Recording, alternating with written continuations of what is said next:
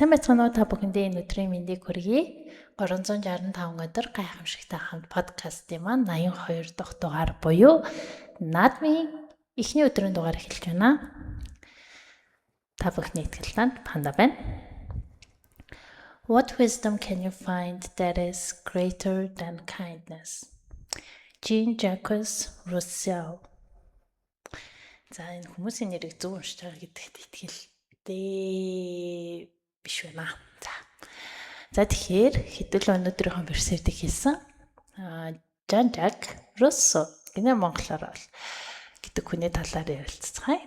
Тэрээр 1712 оноос 1778 онуудын хооронд амьдарч байсан. Гэгэрлийн 90 үе болон Францын хувьсгал болон орчин үеийн боловсрол сэтгэл судлалын шинжлэх ухаанд гүн гүнзгий нөлөө үзүүлсэн Швейцар гаралтай нэрд гүн ухаантан зохиолч, хөгжмийн зохиолч юм байна. За түүний хувьд болохоор Руссо нь болохоор хүн төрөлхөөсөө сайн, эмзэг, арашинтай төртөгч, иргэний нэгэн болон түүний зохиомл институт хүнийг эвдэн сүтгэдэг гэж үзсэн юм байна. Ер нь бол нөгөөний хүн төрөхдөө цав цагаан канвас төрдөг. Тэгээд иргэн тойрондох нөлөөлөл болон тэгээд өөрийн амьдралыг харах өнцгөөсөө шалтгаалаад тэр цав цагаан юм дээр яг ямар дүрслэл гарч ирэх нь хүн болгон өөр идэг гэдэгтээ бол би бас санал нэгдэж байна. За тэгээд ер нь бол түүний алдартай бүтээлүүд гэдэг гэхээр нэг 1762 онд хэвлэгдэн гарсан нийгмийн гэрээ хүн чөлөөтэй төрдөг боловч хаа сайгүй гинжлэгдсэн байдаг хэмээх ишл. Үүнээс энэ номноос нь гаралтай байна.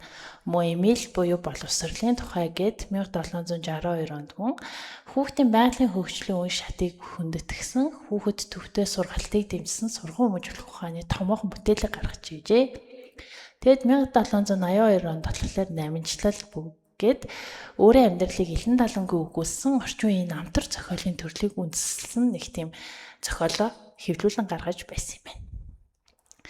За тэгэхээр түүний хувьд ч гэсэн амьдралд энэ олон зүйлийг мэдэж сураад ингээд маш олон зүйлийг ингээд даван туулсны дараагаар ямар дүгнэлтэнд хүрсэн байна гэхээр инрэнгүй сайхан сэтгэлээс өөр ямар ч тийм агуу одоо илүү юу гэж байхгүй юу гэмдэ wisdom гэхийг ч одоо юу гэж орчуулах юм бэ? Сургаал гэх юм уу? Байхгүй гэдэг дүгнэлтэнд хүрсэн байна.